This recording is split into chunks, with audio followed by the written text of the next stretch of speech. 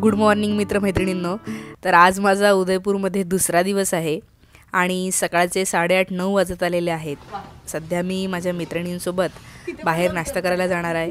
उदयपूरमधल्या एका प्रसिद्ध ठिकाणी आम्ही नाश्ता करायला जाणार आहोत आणि जाताना वाटेत जे काही रस्ते लागतात, गल्ल्या लागतात, जे काही मार्केट लागतं ते आपल्या सगळ्यांना बघता येणार आहे. चला माझ्यासोबत. आम्ही राहत होतो त्या हॉटेलपासून खाली उतरलं की असा एक छोटा निमुळता रस्ता किंवा बोळ लागतो. It looks good. या बोळीतून खाली गेलं की जवळपास 1 ते 1.5 किलोमीटर अंतरावर आम्हाला नाश्ता करायला जायचं होतं. पण 1 ते 1.5 किलोमीटरचा हा जो काही रस्ता आहे तो काही साधा रस्ता नव्हता. म्हणजे तो पण फार इंटरेस्टिंग रस्ता आहे, कारण छोट्या छोट्या बोळी, जवळजवळ लागून असलेली दुकानं, आणि ही दुकानंही असं काही खूप फॅन्सी आयटम्सची नाही, तर सगळे हँडलूमच्या वस्तू, हातांनी बनवलेल्या वस्तू तुम्हाला उदयपूरच्या या गल्ल्यांमध्ये पाहायला मिळतील. त्या वस्तू इतक्या सुंदर असतात की आपल्याला सगळ्याच वस्तू घ्याव्या अशा वाटतात, पण आपण सगळंच काही घेऊ शकत नाही. पण तुम्ही उदयपूरमध्ये आलात तर हे सगळं नक्की एक्सप्लोअर करा. आणि आमच्या रोजच्या येण्या जाण्याच्या रस्त्यामधला माझ्या सगळ्यात आवडीची जागा म्हणजे हा रस्ता, जिथे 4 रस्ते एकत्र येतात.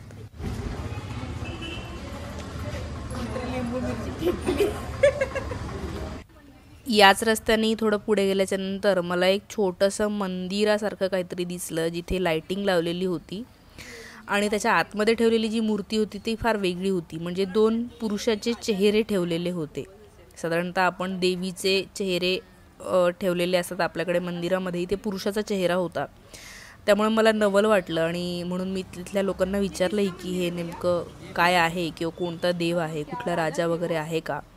तर मला त्यांनी सांगितलं की हे कुलदैवत आहे. म्हणजे ही जी जागा आहे त्यांचे कोणीतरी हे पूर्वज आहेत आणि ते नावाजलेले होते किंवा त्यांच्यामध्ये शक्ती होती म्हणून त्यांना ते मानतात, असं ते पूर्वज आहे. भैरूजी बावजी असं तिथे नाव लिहिलेलं होतं. उदयपूरमध्ये असे बरेच चेहरे मला बघायला मिळाले. भैरूजी बावजीच्या शेजारी जसं हत्तीच्या दातापासून बनवलेले सजावटीचं सामानसुद्धा ठेवलेलं दिसलं. आणि त्याच्या शेजारचा जो दरवाजा होता तो मात्र फार इंटरेस्टिंग होता. हा दरवाजा आमच्या जुन्या घरातल्या दरवाजासारखाच मला वाटला. आणि उदयपूरमध्ये अजून एक सगळ्यात आवडती माझी गोष्ट ती म्हणजे इथल्या दरवाजाच्या भोवती जे काही रंगवलेलं असतं. तुम्हाला उदयपूरमध्ये कुठलाच असा दरवाजा सापडणार नाही की ज्याच्या भोवताली अशी चौकट रंगवलेली नसेल. असे दरवाजेसुद्धा मी तुम्हाला भरपूर या व्हिडिओमध्ये दाखवणार आहे. आता आपण पुढे जाऊया. पुढे एक ब्रिज लागतो, तो क्रॉस करायला लागतो. हा ब्रिज आहे एका तलावावर, ज्याला लेक पिचोला असं म्हणतात. पिचोला नावाचा तलाव.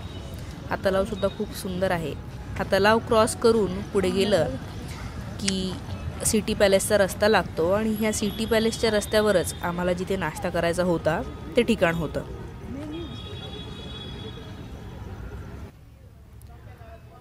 लेक पिचोलावाचा हा ब्रिज उतरला की एक असा भव्य दरवाजा लागतो.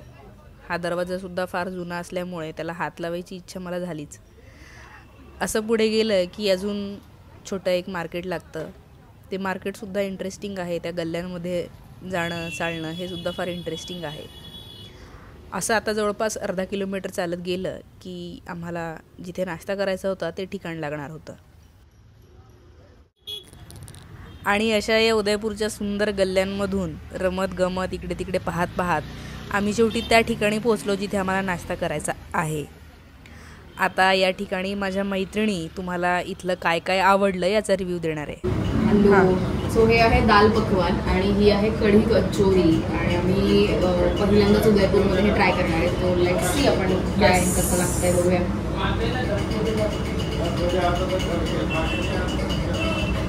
काय झालं? गरम आहे? गरम आहे, सुंदर आहे, लाजवाब आहे. मला ते ट्राय करायचं. टेस्ट पण खूप सुंदर आहे. मला हे कढीचं काय आवडलं माहिती का, ही कढी अजिबात गोड नाही आहे. मला ती आंबट गोड कढी नाही आवडत. मला तिखट कढी आवडते आणि दिस इज म्हणून मला हे आवडलंय.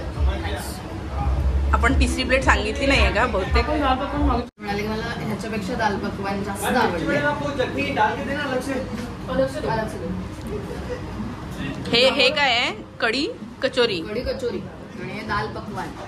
पण ही खूप सिमिलर टेस्ट एकत्र येते आणि ह्याच्यात 50 टेस्ट एकत्र येतात. जास्ती टेस्टी आहे, चविष्ट आहे. मी जगभरात आता थोडंसं जग बघून आलेली आहे, बाहेर जाऊन आलेली आहे, पण मला हे कायम म्हणावं असं वाटतं की मसाल्यांचा सर्वोत्तम उपयोग जर कोणाला जमलेला असेल तर तो फक्त भारतीयांना जमलेला आहे. बाकी जगात कोणाला मसाले इतके इंटरेस्टिंगली एकत्र करून इतकी चविष्ट डिशेस बनवणं जमलेलं नाही आहे. So please, India is the best आणि खूप चांगलं जेवण असतं आपलं सगळीकडचं, खूप चविष्ट. हा काय आयटम आहे? मिरची पकोडा. मिरची वडा अतिशय गरम, मस्त दिसतोय. राजस्थानचं खूप फेमस आहे. खूप गरम आहे. त्याच्यासोबत चटणी दिली आहे यांनी. ठीक आहे, मला कढीवाला जास्त आवडलं. काय मागवलं मयुरी? कुल्हड लस्सी मागवलेली आहे आणि ती खूपच इंटरेस्टिंग आहे. एवढ्याशा लस्सीमध्ये एवढं ड्रायफ्रूट टाकलेलं आहे, हेल्दी वगैरे, जे प्रियंकाला खूप आवडतं. तर तसं आहे हे. पिस्ते टेस्ट कर लवकर आता. तुला मी माझा देईन, चमचांचं तुला मी हा चमचा देईन, हा चमचा देईन मी तुला, तुला गोष्ट सांगणार असं.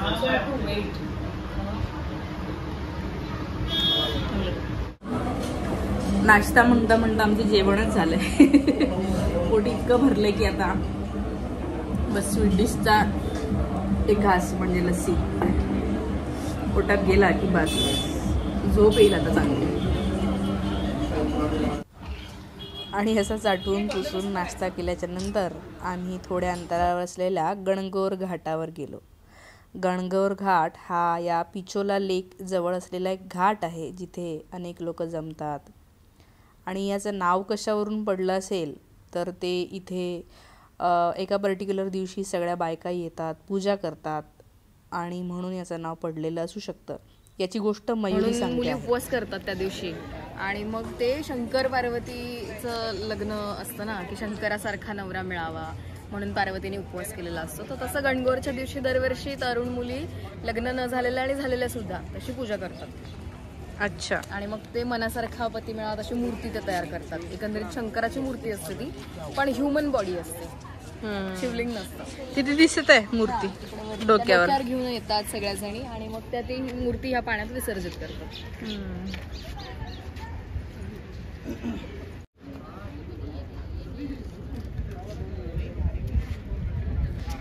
तर या गणगौर घाटावर अनेक लोक फोटो काढायसाठी येतात कारण फोटोज खूप सुंदर येतात.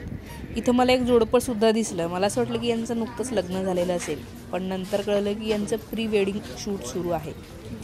आता मी या नवरीचा चेहरा दाखवणार नाही, पण मला तिचं वय फारच कमी वाटलं. अत्यंत शाळेत जाणाऱ्या मुलीच्या वयाची मला ती वाटली. या गणगौर घाटाच्या शेजारीच असा एक कॅफे आहे ज्याला रूफटॉप कॅफे म्हणतात. ह्याच्यावरून पिचोला लेकचं सुंदर दृश्य आपल्याला बघायला मिळतं.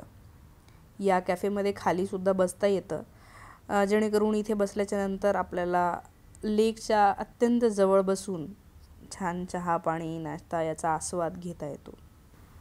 आणि उदयपूरचं आणखी एक वैशिष्ट्य म्हणजे या तलावाच्या शेजारी असे खूप सारे कॅफे बनलेले आहेत, जेणेकरून आपण अगदी तलावाच्या खूप जवळ बसून आरामात चहा कॉफीचा आस्वाद घेऊ शकतो. अशा एका तरी कॅफेमध्ये तुम्ही उदयपूरमध्ये जर गेलात तर नक्की जाऊन बसा आणि खूप वेळ या तलावाच्या शेजारी बसून चहा कॉफी घेण्याचा आनंद नक्की घेऊन बघा. थोडा वेळ कॅफेत बसल्याच्या नंतर आम्ही परत गणगौर घाटावर आलो. तर नंतर लक्षात आलं की खूपच कमी वेळामध्ये इथे भरपूर गर्दी झालेली आहे आणि संध्याकाळी तर ही गर्दी अजूनच वाढते. म्हणजे या घाटावर रात्री अनेक लोक येतात.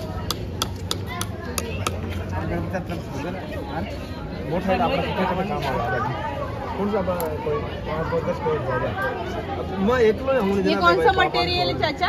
क्या? ये क्या है? चमड़ी? चमड़ा. किसका चमड़ी है? बकरा का. बकरे का? ये व्हाइट कैसे हो गया? कितने दिन रखा? व्हाइट तो व्हाइट ही होता है. ये देखो, ये मसाला डालते हैं अंदर तब व्हाइट हो जाएगा. अच्छा, ये वाला दूसरा बकऱ्याची चमडी अशी असते. ये मशीन से अंदर से डाल के फिर होता है. मशीन मध्ये टाकल्यावर हे असं होतं असं त्यांनी सांगितलं. धन्यवाद. हेच आहे ना ते? काय आहे? बागोर की हवेली. बागोर की हवेली आहे ही. आता आपण इथे जाऊया आणि हा कुठला घाट होता? गणगौर घाट. त्याचं चित्र आपण मागे पाहिलं. तर मला आणि उदयपूरमधली अजून एक गोष्ट जी मला फार छान वाटते ती म्हणजे इथे तलावाला लागूनच लोकांची घरं आहेत, कॅफे आहेत, हॉटेल्स आहेत. फार छान वाटतं म्हणजे असं बघायलासुद्धा आणि तिथे असायलासुद्धा. एकंदरीतलं वाईबच खूप छान होतं. या गणगौर घाटावर फिरत असतानाच दुरून असा मस्त वास आला. जवळ जाऊन पाहिलं तर तो पाणीपुरीचा गाडा होता. चल पाणीपुरी खाऊया. बघूया ना जरा उदयपूरची पाणीपुरी कशी लागते. भैया 2 प्लेट.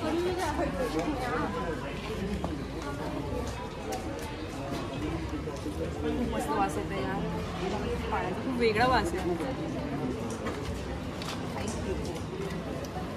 थांबू एक खा ना, एक खाल्लीस की मग थांबवणार. आणि अशा प्रकारे उदयपूरच्या खास पाणीपुरीचा आस्वाद घेतल्याच्या नंतर आम्ही या गणगौर घाटावर बसून छान आरामात सूर्यास्त पाहिला आणि आजचा दिवस सार्थकी झाल्याचं आम्हाला समाधान लाभलं. हा व्हिडिओ तुम्हाला आवडला असेल तर नक्की तुमच्या मित्रमैत्रिणींना पाठवा आणि दुसऱ्या दिवशी काय झालं हे बघण्यासाठी चॅनलला सबस्क्राईब करा. थँक्यू.